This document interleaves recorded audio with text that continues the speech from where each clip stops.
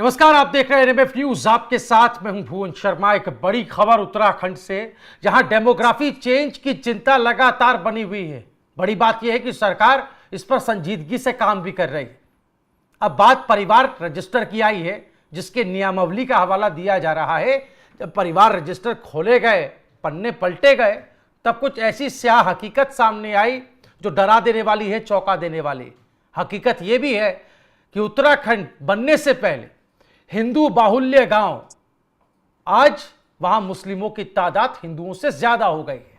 कई गांव के तो नाम भी बदल गए हैं। यह बहुत चिंता पैदा करता है।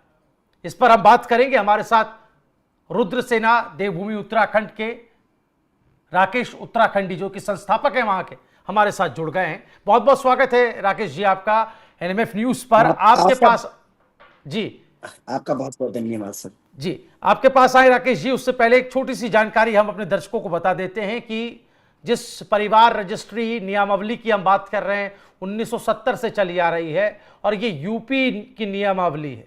उत्तराखंड की अपनी कोई नियमावली नहीं है। और इसी नियमावली को लाने की बात इस वक्त सरकार ने कही है। मुख्यमंत्री पुष्कर सिंह धामी ने बीते शनिवार की यह बात है।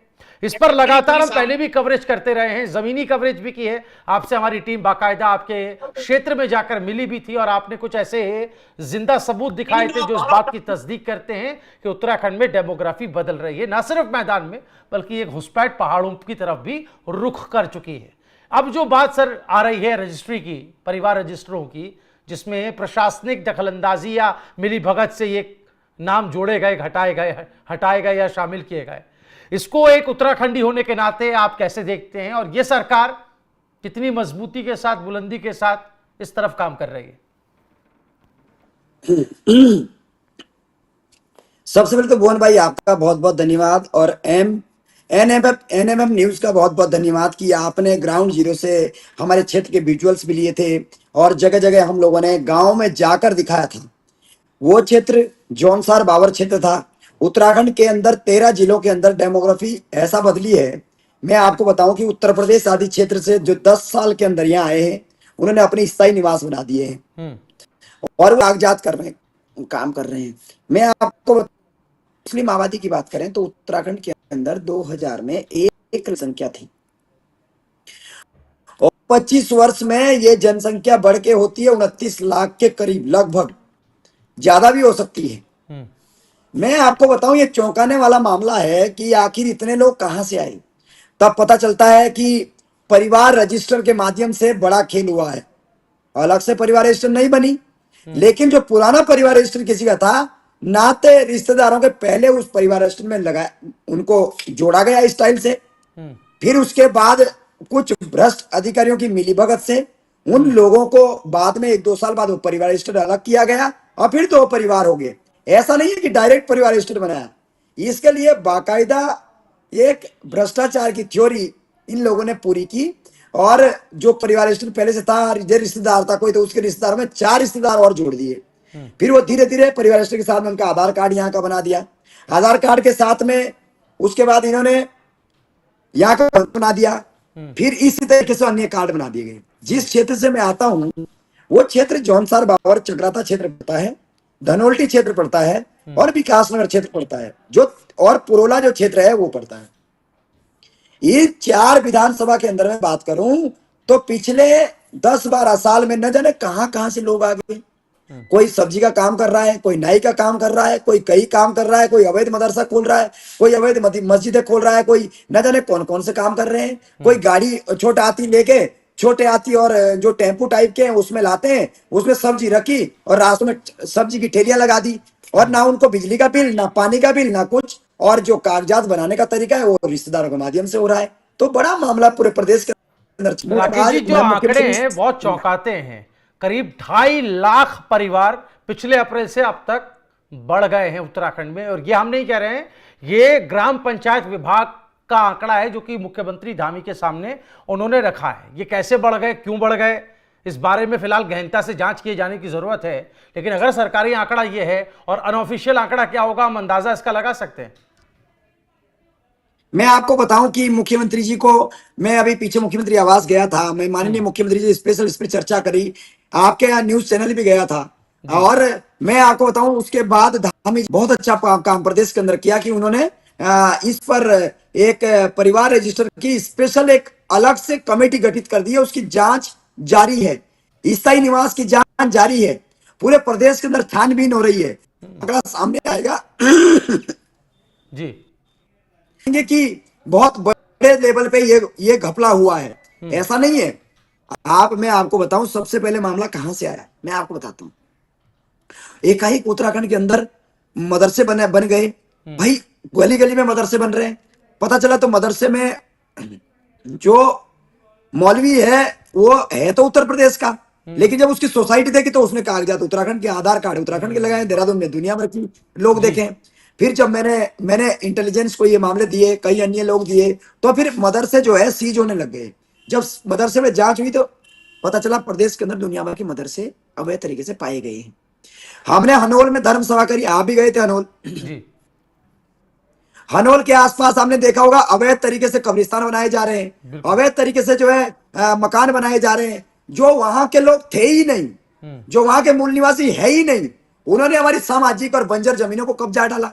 आज मैं माननीय जिलाधिकारी महोदय देहरादून और वन मंत्री श्री सुबोध उनियाल जी के साथ पॉजिटिव लाने के कार्यक्रम में था, तो वहां में मैंने कहा कि भाई 700 बीघा जमीन 1967 में एसटी का दर्जा, तो फिर 67 के बाद 75 में घुमंतु वन गुजर नीचे ऊपर आते हैं और वो स्पेशल तरीके से हमारे जमीनों में कब्जा कर डालते हैं। अब 700 से अधिक बीघे जमीन पे कब्जा है, उसकी जांच प्रगति पर है और जल्दी वो जांच पूरी हो जाएगी। बिल्कुल, तो वन गुर्जर का एक मामला उत्तराखंड में अपने आप में बहुत संजीदा मामला है सर। लेकिन मैं थोड़ा सा अपने दर्शकों का ध्यान इस तरफ खींचना चाहता हूं, क्योंकि आप खुद आपने विकासनगर का जिक्र किया, देहरादून जिले के विकासनगर परगना के ही 28 गांव जो हाईलाइट हुए, जिनके बारे में लगातार बीते कुछ महीनों से चर्चा हुई कि यहाँ 28 गांव ऐसे हैं जो पूर्व में राज्य बनने के से पहले हिंदू बाहुल्य हुआ करते थे, यहाँ मुस्लिम बहुलता बढ़ती चली गई। इन परिवारों के जब परिवार रजिस्टर जांचे गए तो उनमें कई खामियां मिली कि जिस लड़की का निकाह, एक उदाहरण के तौर पर, अगर कहीं दूसरे प्रदेश में हो गया लेकिन उसका नाम अभी भी नहीं कटा है, यहां तक कि उसके पति और ससुराल वालों के नाम तक को शामिल कर लिया गया। तो ये जो धांधली है वो ग्राम पंचायत स्तर तक की धांधली है, ग्राम प्रधानों की इसमें संलिप्तता, और उस लेवल पर जो अधिकारी वहां पर काम कर रहे हैं ब्लॉक लेवल पर, उनकी भी संलिप्तता कहीं ना कहीं जांची जानी चाहिए। तो इसमें एक बड़े स्तर पर जांच की जरूरत है, क्या आपको ऐसा लगता है? ऐसा है भुवन भाई, मैं आपको नेशनल लेवल पे ले जाता हूं थोड़ा सा। पूरे भारत के अंदर अभी आपने सीए और एनआरसी लागू हुआ, तो उसके बाद बड़े लेवल पे पता चला कि भारत के अंदर पाकिस्तान से जो भारत की लड़कियों की शादी, जो मुस्लिम लड़की थी उसकी शादी पाकिस्तान में की है।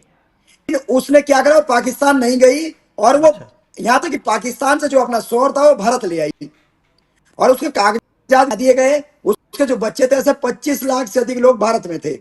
उसी ट्रेंड पे इन्होंने हमारे उत्तराखंड के अंदर करा।